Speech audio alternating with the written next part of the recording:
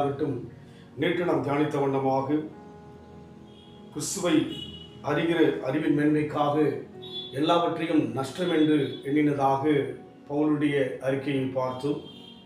இந்த பவுல் ஆண்டவராக இயேசு கிறிஸ்துவை தமஸ்கு வீதியிலே நேரடியாக அவருடைய சத்தத்தையும் அவருடைய சமூகத்தையும் அறிந்த தேவனுடைய விசேஷித்த மனுஷனாக புதிய ஏற்பாட்டில் பார்க்க முடியும்.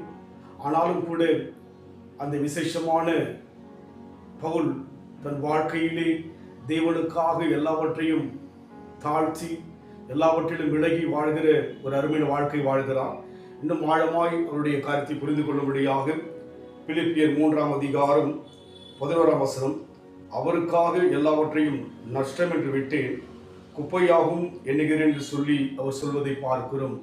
அவர் பார்வையில் இந்த உலகத்தில் எதுவும் மேன்மையாய் எண்ணாதபடிக்கு இயேசு கிறிஸ்துவையே மேன்மையாய் எண்ணுகின்ற அந்த அனுபவத்தில் அவர் இருந்தபடினால்தான் இந்த வார்த்தையை சொல்கிறார். அவருக்காக எல்லாவற்றையும் நஷ்டம் என்று விட்டேன், குப்பையுமாக எண்ணுகிறேன் என்று சொல்லி பார்க்கிறோம். குப்பையை யாவரும் விருப்பார்கள், குப்பையின் அருகிலே கடந்து போக யாரும் விரும்ப மாட்டார்கள். அதுபோல தேவனுக்காக தன் மேன்மை எல்லாவற்றையும் அவர் நஷ்டம் என்றும் குப்பையாக எண்ணி விளக்குவதை பார்க்க முடியும். இன்றைக்கு நம் வாழ்க்கையிலே உலக பற்றுதல், உலக அன்பு, உலக சிநேகத்தில் நாம் ஆழமாக வாழ விரும்புகிறோம். அவர் உலகத்தில் அன்பு கூர்ந்தாலும் கூட அதைவிட தேவனுடைய சமூகத்தில் ஆழமாக அன்பு கூறுகிறவராக எல்லாவற்றையும் தேவனுக்கு முன்பாக நஷ்டம் என்றும் குப்பையாக எண்ணது போல நம் வாழ்க்கையில் கூட நாம் தேவனை அதிகமாக சார்ந்து வாழ, எல்லாவற்றை விட தேவனை மென்மையாக எண்ணி மற்ற எல்லாமே தேவனுடைய பார்வைக்கு முன்பாக அவருக்கு கீழாக இருக்கவே நாம் வாழ வேண்டும். பழைய ஏற்பாட்டில் கூட ஆபிரகாமை குறித்து பார்க்கும்போது தன் சொந்த குமாரன் கூட பாராமல் ஈசாக்கை பலியிடும்படியாக ஒப்புக் கொடுப்பதை பார்க்க முடியும். அதுபோல இன்றைக்கு தெய்வ பார்வைக்கு முன்பாக எல்லாவற்றையும் நஷ்டம் என்றும் குப்பையும் என்று நாம் அந்த அனுபவத்தில் போக, பவுல் கடந்து போனது போல நம் வாழ்க்கையில் போக தேவ சமூகத்தில் ஜெபிக்க வேண்டும். உண்மையாகவே உலக பற்றுதல் நமக்குள் அதிகமாக இருக்கிறது. உலகத்தினுடைய பாசம் அன்பிலே ஈர்க்கப்படுவதாய் இருக்கிறோம். காரணம், நாம் யாவரையும் ஜீவனுள்ளாய் பார்க்கிறோம்.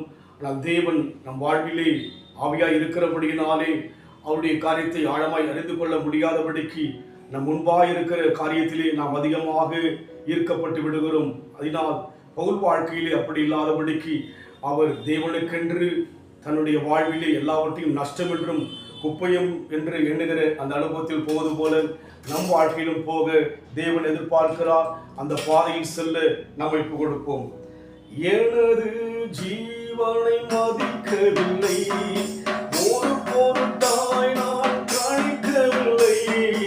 எனது ஜீவனை மதிக்கவில்லை, ஒரு பொருட்டாய் நான் கணிக்கவில்லை. எல்லாருக்கும் நான் எல்லாமானேன், எல்லாருக்கும் நான் எல்லாமானேன். அனைவருக்கும் நான் அடிமையானேன், அனைவருக்கும் நான் அடிமையானேன்.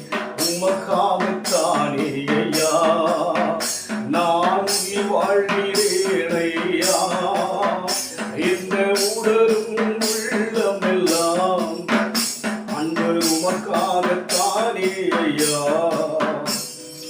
கிறிஸ்துவுக்காக எல்லாவற்றையும் நஷ்டம் என்றும் குப்பை என்றும் எண்ணுவது போல அன்பின் ஆண்டவர் எங்கள் வாழ்க்கையிலே எல்லாவற்றை விட உம்மை மேன்மையாய் என்ன, உம்மை உயர்வாய் என்ன, உமக்காக வாழ்கின்ற ஒரு உண்மையான ஒரு வாழ்க்கை எங்களுக்கு தரும்படியாக ஒப்புக் கொடுக்கிறையா. நடத்துங்க இயேசுவின் நாமத்தில் பிதாவே, ஆமென். கர்த்தர் ஆசீர்வதிப்பாராக.